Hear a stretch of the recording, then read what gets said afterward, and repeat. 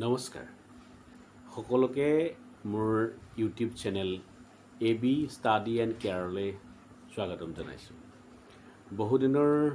বিৰতিৰ পিছত আপোনালোকৰ আগলৈ আহিছোঁ। আজি আমি এটি বিষয়ৰ ওপৰত আলোচনা কৰিম। ইংৰাজী গ্ৰামাৰত যেতিয়া আমি কোনো এটা বাক্য কওঁ বা লিখিবলৈ লওঁ, তেতিয়া সেই বাক্যটোৰ আগত যদি আমি THE এই তিনিটা বৰ্ণৰে গঠিত শব্দটো, যাক আমি সাধাৰণতে ডি বুলি কওঁ, সেই শব্দটো লিখিবলগীয়া হয়, তেতিয়া বা পঢ়িবলগীয়া হয়,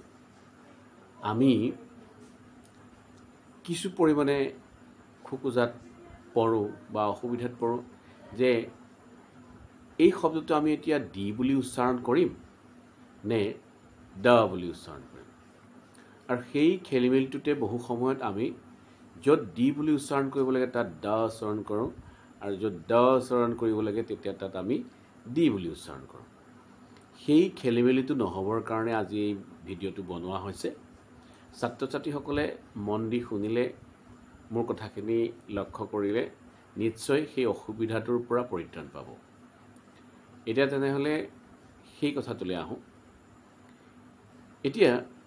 আমি প্ৰথমতে লক্ষ্য কৰিব লাগিব, আমি বাক্য এটা যেতিয়া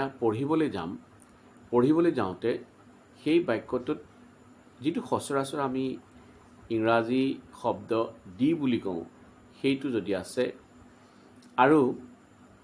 তাৰ ঠিক পাছতে যিটো শব্দ থাকিব, সেই শব্দটোৰ ওপৰত নিৰ্ভৰ কৰিব আমি ইয়াক ডি বুলি উচ্চাৰণ কৰিম নে ড বুলি উচ্চাৰণ কৰিম। সেই শব্দটোৰ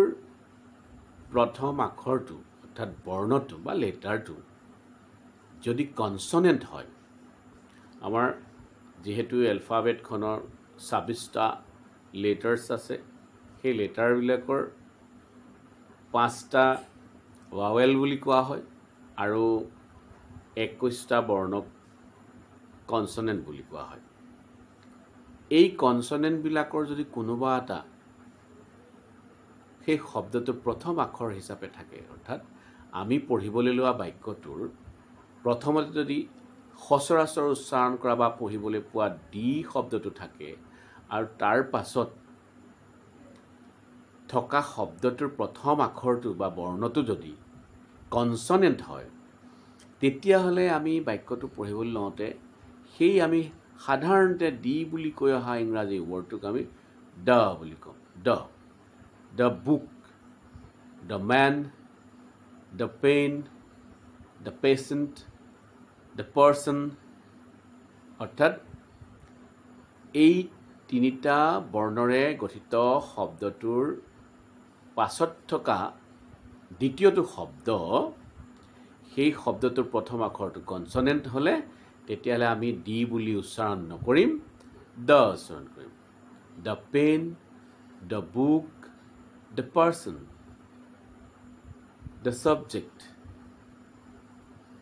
এই ধৰণে আমি উচ্চাৰণ কৰিম। আকৌ সেই ডি বুলি সচৰাচৰ কোৱা শব্দটোৰ পাছত থকা শব্দটোৰ প্ৰথম আখৰটো যদি ভাৱেল হয়, যিটো AEIOU এই পাঁচটাৰ ভিতৰত কোনোবা এটা থাকে যদি শব্দটোৰ প্ৰথম আখৰ হিচাপে, তেতিয়াহ'লে আমি পঢ়িম কেনেকৈ? ডি এই বুলি আমি পঢ়িম THE, অৰ্থাৎ ডি বুলি থকা শব্দটোৰ পিছৰ শব্দটোৰ প্ৰথম আখৰটো যদি ভাৱেল হয়, তেতিয়াহ'লে তাক আমি ডি বুলিয়ে পঢ়িম। অৰ্থাৎ D elephant, D orange, D Apple, D umbrella. এতিয়া ছাত্ৰ ছাত্ৰীসকলে নিশ্চয় কথাটো বুজিব পাৰিছা যে ডি বুলি থকা শব্দটোৰ পিছৰ শব্দটোৰ প্ৰথম আখৰটোৰ ওপৰত নিৰ্ভৰ কৰি আমি ডি বুলি উচ্চাৰণ কৰিম নে ড উচ্চাৰণ কৰিম। দ উচ্চাৰণ কৰিবলৈ হ'লে সেই শব্দটোৰ প্ৰথম আখৰটো আমি চিনি পাব লাগিব তাত কোনটো আছে ভাৱেল আছে নে কনসনেন্ট আছে যদি কনসনেন্ট আছে তেতিয়াহ'লে দ উচ্চাৰণ হ'ব আৰু যদি ভাৱেল আছে তেতিয়াহ'লে ডি উচ্চাৰণ হ'ব ছাত্ৰী ছাত্ৰীসকলে নিশ্চয় এই পাৰ্থক্যটো ধৰিব পাৰিছা আজিৰ পৰা তেনেহ'লে যিসকলে মোৰ এই ভিডিঅ'টো চাইছা তোমালোকৰ এই খেলিমেলিটো নিশ্চয় নাথাকিব যে